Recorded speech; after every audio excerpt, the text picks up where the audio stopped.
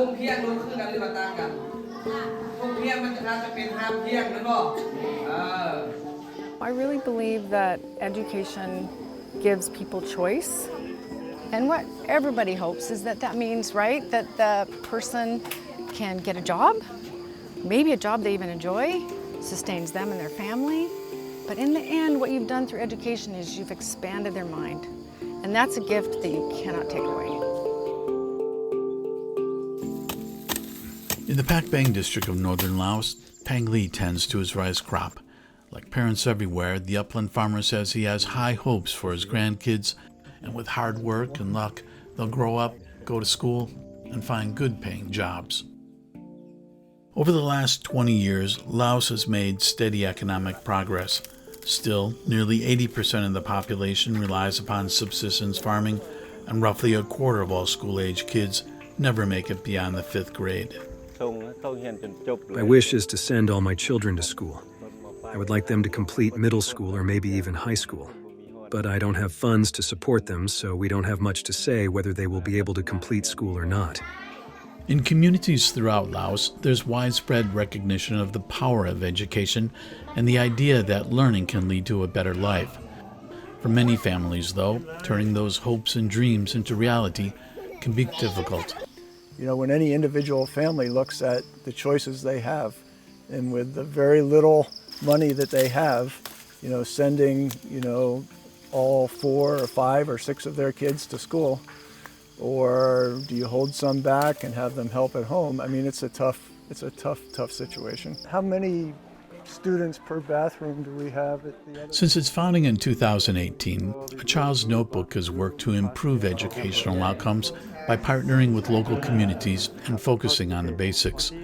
To rehabilitate and replace decrepit school buildings, A Child's Notebook utilizes a simple model. Villagers supply the labor, A Child's Notebook supplies the construction materials. It's a model that has proven to be remarkably effective. In the last year alone, A Child's Notebook has built 3 dormitories and 2 schools at a cost of roughly half of what it costs other NGOs to build the same type of building. More importantly, though, with the partnership model, villagers have a sense of ownership. One of the things that A Child Notebook really focusing on is about building the relationship with the local communities. So from the beginning, the school building or dormitory, all the projects that we do is the village people actually take initiative. They plan it out. They will prep the land and they will provide the land, and we provide the construction material. So it's in a very equal partnership. Infrastructure projects, however, are only part of the solution. In rural districts, one of the biggest challenges for educators is getting kids to enroll in school and then preventing them from dropping out. To help combat these issues, A Child's Notebook has broadened its focus over the last couple of years to include programs designed to increase student retention rates. These include things like need-based scholarships, after-school learning programs, and supplemental pay for unpaid teachers. Already there are signs that these programs are beginning to pay off. In one school where A Child's Notebook recently began offering scholarships to students who maintain passing grades, enrollment has nearly doubled. So chicken, farm, frog, and garden? Garden. Okay. In addition to the existing infrastructure and retention programs, efforts are underway to roll out a new initiative that will sponsor the creation of school gardens and frog ponds as a way of supplementing school lunches and training students in basic farming techniques. One of the things we've learned as we've gotten into more detail on what does it really take to bring more kids to school. Just having a building, it's necessary, but it's not sufficient. You really have to have something to eat. You have to have a place to sleep. It's got to be a secure place. So food security is just part of that complete system that we're trying to put together that really makes it possible for kids, especially the ones out, in the jungle areas and villages that are several hours away.